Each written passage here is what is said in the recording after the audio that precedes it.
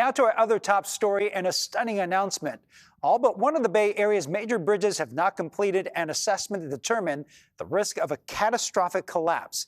That was the word from federal safety regulators looking into the collapse of Baltimore's Key Bridge.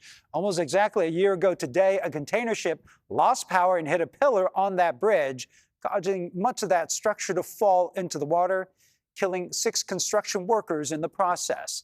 Well, today, federal investigators announced the Key Bridge was above the acceptable level of risk of a collapsing based on federal safety standards. But the owner of the bridge never actually performed an assessment of that risk. What's frustrating is not only did MDTA fail to conduct the vulnerability assessment on the Key Bridge, they did not provide, nor were they able to provide, the NTSB with the data needed to conduct the assessment. Well, in the wake of that disaster, the NTSB identified 68 other bridges in 19 states that could also be at risk in a ship collision. The agency says the vast majority of those bridges have not undergone vulnerability assessments. That includes some right here in the Bay Area. Our very own Lauren Toms is live with all the details and reaction to today's announcement. Lauren.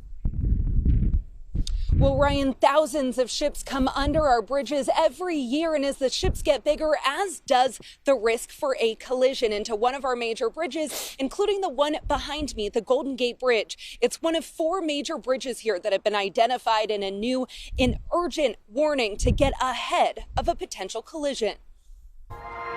They're the lifelines of our region, but now they're the subject of a sharp safety warning. The National Transportation Safety Board is urging immediate action on 4 Bay Area bridges, citing a lack of rigorous testing to determine whether they can withstand a direct hit from a vessel. They identified the Golden Gate Bridge, the Carquinez Bridge, the Richmond San Rafael Bridge, and the Benicia Martinez Bridge, and an urgent warning for critical risk assessments. The remaining 68 bridges that have not undergone a vulnerability assessment based on recent vessel traffic have an unknown level of risk of collapse from a vessel collision.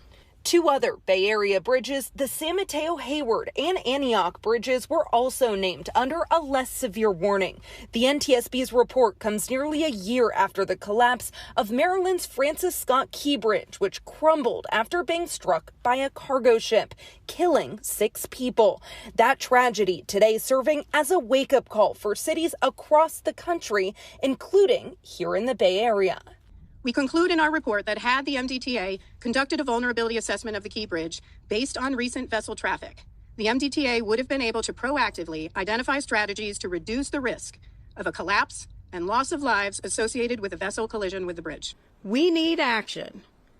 Public safety depends on it. The group stressed that the warnings are not indicators for imminent collapse, but rather to encourage a proactive approach to public safety. What we are telling bridge owners is that they need to know the risk and determine what actions they need to take to ensure safety.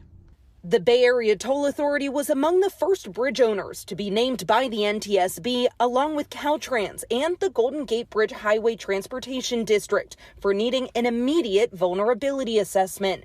John Goodwin with the Metropolitan Transportation Commission, which is aligned with the Bay Area Toll Authority, says it's unclear when the last vulnerability assessment was done on Bay Area bridges, but one is underway right now. Ships are bigger than they ever have been. Which is a really important factor. Left off the list was the Bay Bridge, also owned by Caltrans and operated by the Bay Area Toll Authority. It's been hit twice before, in 2007 and again in 2013. Goodwin says the use of bridges are highly safe, but risk of collapse is never zero. There are a lot of things that one can worry about. Not only in contemporary life, but always. This is a really, really remote risk. But it is important to note that it is not a zero risk.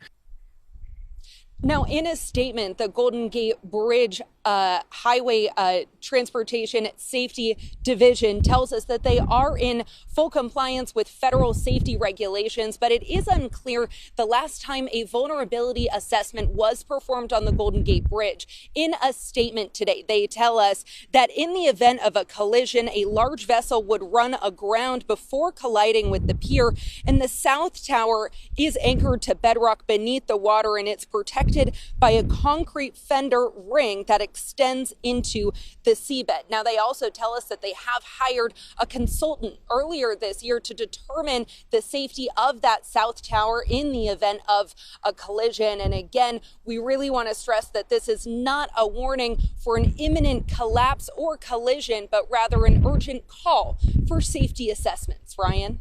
Yeah, Lauren, I just want to make that point again. So just because the assessments have not been done does not mean the bridges are not safe.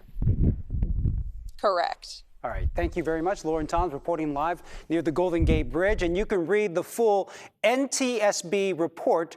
We posted it on our website at kpix.com.